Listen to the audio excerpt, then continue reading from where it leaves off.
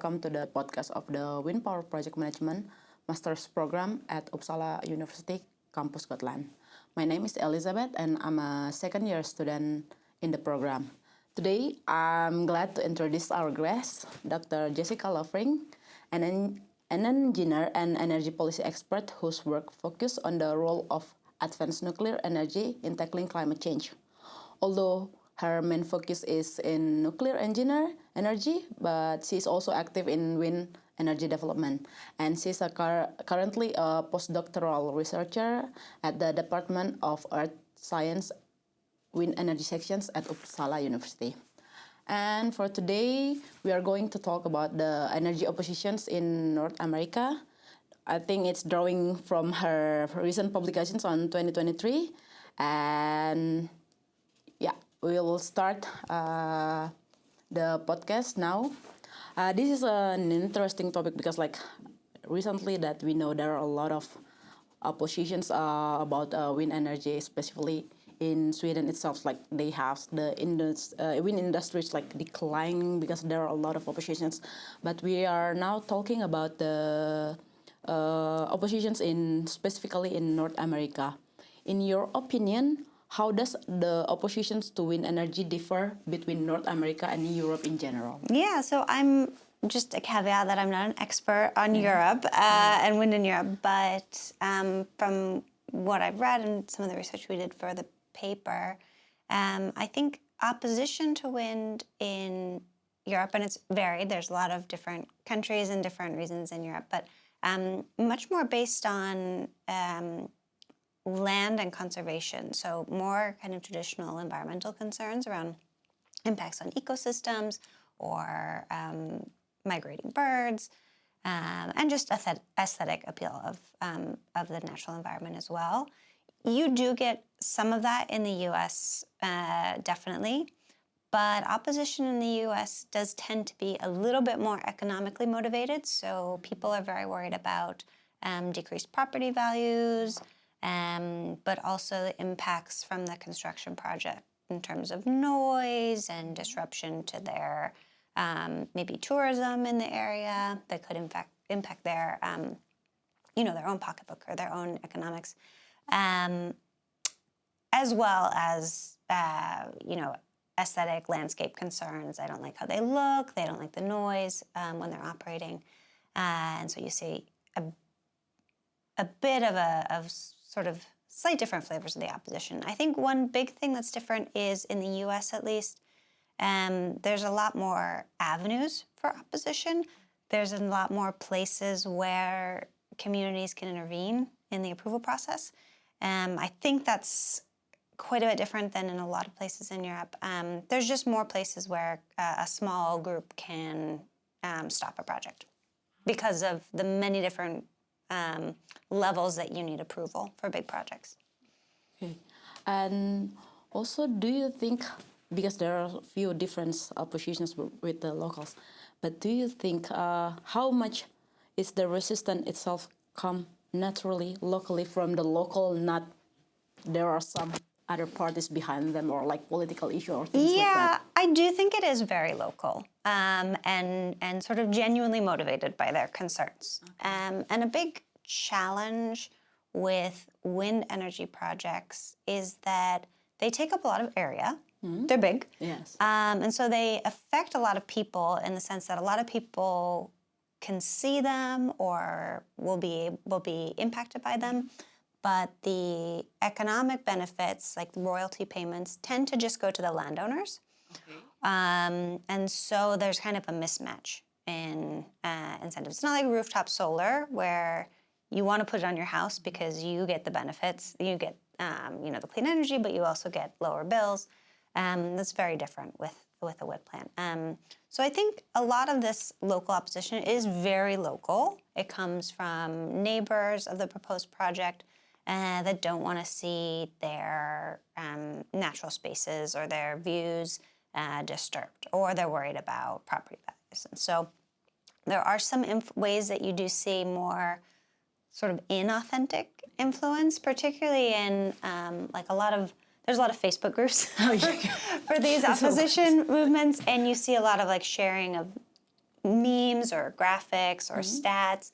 And a lot of that can be sort of produced or promoted by national anti-wind groups, which may have, darker funding or ulterior motives, but it's being shared by kind of genuine local groups. But there might be some other bigger groups that are influencing that or sort of spreading information to the local groups. And related with that, in the North America itself, what are the most popular compensations and lobbying mechanism to get the approval for the wind? So we have some good data on this. There was Lawrence Berkeley National Labs, which is one of the United States federal national labs, did a survey of renewables developers. And this was a question they asked about how they had changed their projects in response to community opposition. So very important. And there's lots of different ways, but they're kind of grouped into two things. When you're proposing a project and then engaging with the community, if there's opposition, there's only so many things you can change. But the two big packages are you could change something about the project or you can change something about the compensation. So things that developers will change about the project. A big one is configuration. So just how the wind turbines are placed on the land, but also things like larger setbacks from houses or schools. So there's more space between the turbines and where people live.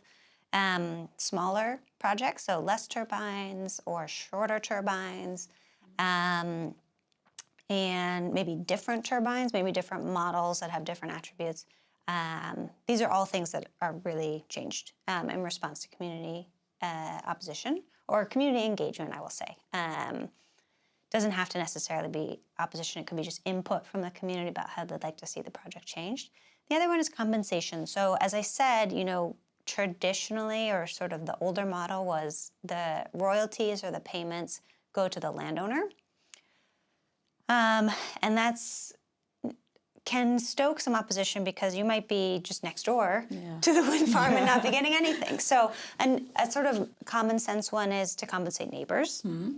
Makes sense. But then something that I know has been done in Europe that's had a lot of impact and is also being done in the US is kind of creating like community compensation, either one-time or ongoing payments to fund, whatever the community wants. Because it is a much broader impact than just on the landowner. So sort of spreading or more evenly distributing who benefits from a project can really help. And then the other one that's not as commonly used but does have an impact is creating some sort of community ownership or like community subscription so that they more directly get the benefits of the project in a more concrete way. So in short, like including the community since the beginning, it's really important to hear what they want. Maybe the project developer, able to accommodate it or not. It's like, okay. Yeah, and listening to, it might be that they're not just opposed 100%. Yes. They might, and in a lot of cases, it seems like they're quite open if they can give input on the project. That can really help if the developer is willing to change things.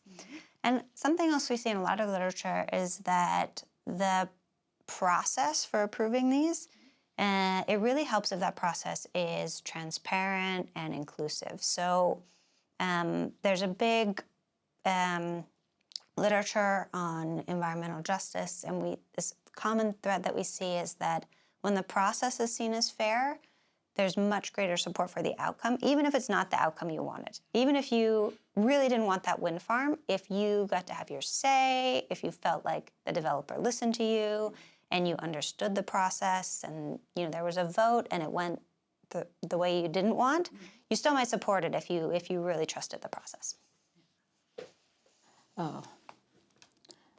And also, because since maybe sounds like a bit political with the U.S. Because for the recent years after Trump sit back in the presidency, he stopped several wind projects.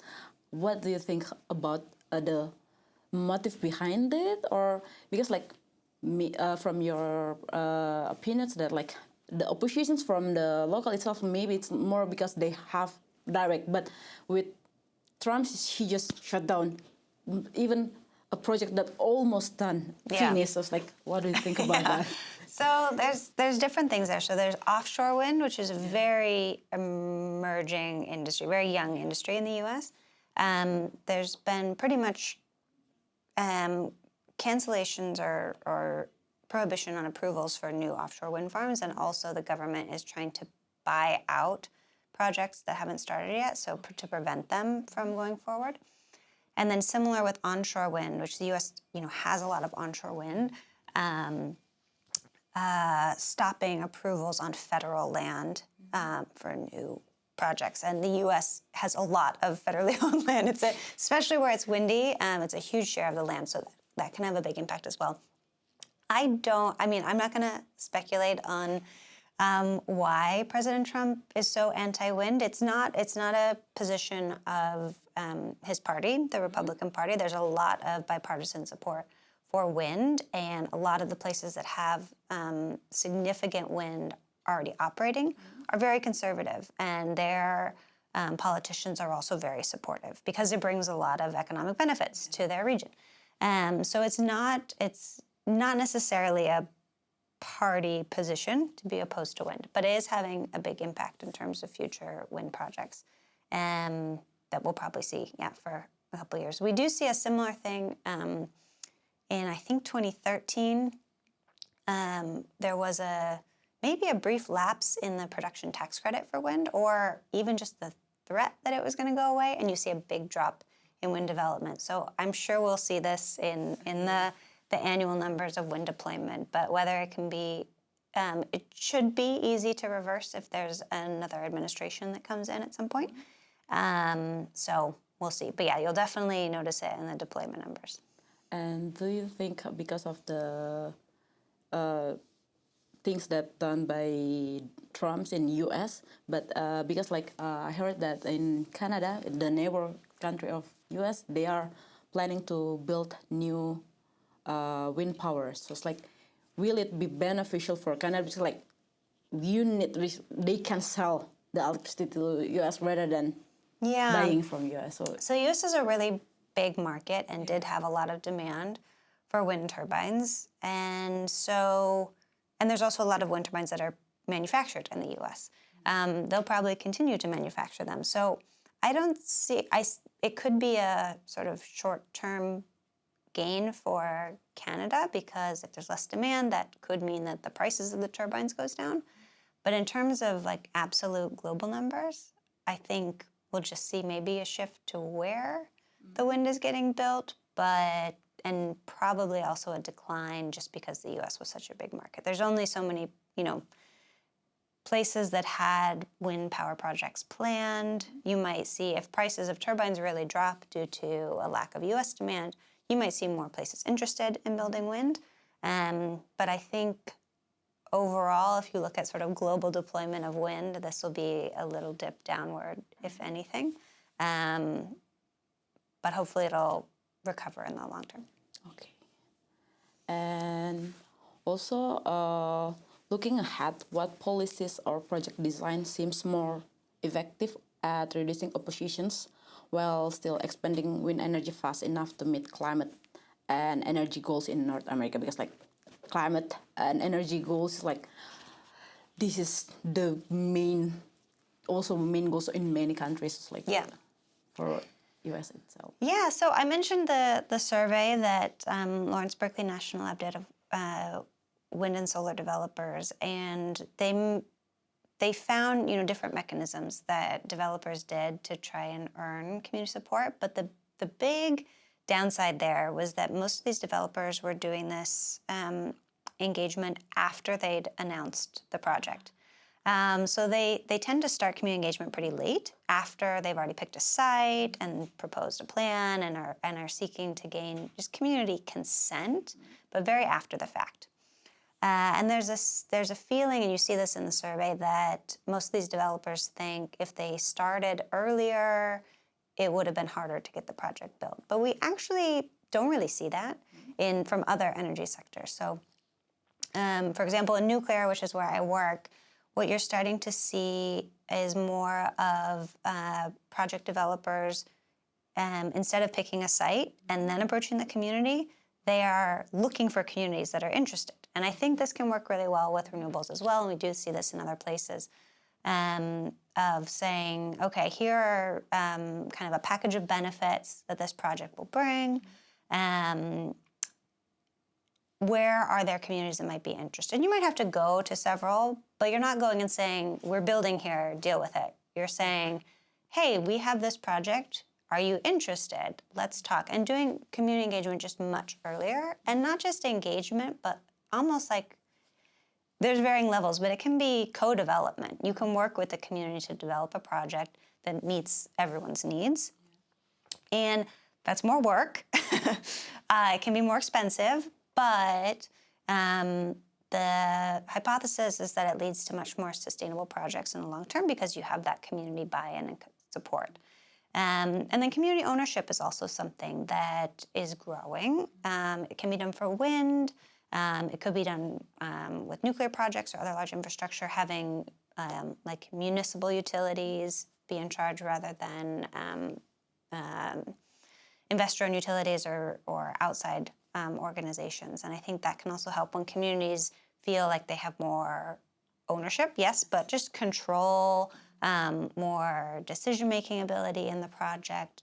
And again, this term of like having real buy-in in the project, I think is helpful. I think in a lot of spaces when we're thinking about permitting and licensing, you often hear discussion of community engagement seen as just something you have to do, like a box you have to check, and it's going to slow the project down. But I think as we're looking to rapidly expand deployment of not just renewables, but large-scale energy infrastructure, we need to start thinking about how can that process accelerate this deployment. And so finding models that you can use that avoid this long, back and forth in the courts over stopping projects. If you can say, look what we did in this other community, they really love their wind farm, are you interested? You can talk to those people, they'll tell you how much they love it. And so having those sorts of really positive deployment or sort of community engagement models and co-development models, I think could really help accelerate deployment. It's interesting with this nuclear case, like how early is usually it takes before they announce like we want to, but when in the initial engagement with the public, how early it is usually? I mean, we don't have a ton of examples of this, but in the U.S. at least, it's a few years ahead, definitely, and it's not a countrywide announcement. It's more like the concrete example I have is the company TerraPower is building a project in Wyoming, and they went to several different places in Wyoming and said, we want to build here. This is what our project looks like. Who's interested? And they had one community that was very, very interested and actually came to them and said, we're the ones. Like, you want to build in our town because we're going to really support it. And we have this workforce that's from a coal power plant that's retired. And we have a space for it. And, we're the ones that you should choose. And that's who they did choose. But it can take years to kind of figure out, go the back and forth, and then do, the project development and figure out what it looks like. So it takes time, but then hopefully you save a lot of time in opposition later on. Yeah. So it's interesting. So now it's with the nuclear power plant. It's the community that's like, please build it. Like, not, we want to build. Yeah, it's it kind will of be really great if it happens in industry development too. Okay, so that's very interesting. And for the final questions, like to end this episode, do you have any words of advice for our prospective students of this program? Yeah, I would say definitely there's good literature on community engagement around wind and a lot of case studies of good projects and bad projects. And I would just encourage, even if you're more on the technical side, to at least get a general familiarity with that literature, because it's proving so much the case now that the major thing slowing down the green energy transition is not technology. It's social, it's economic, and those are very tied together. It's politics.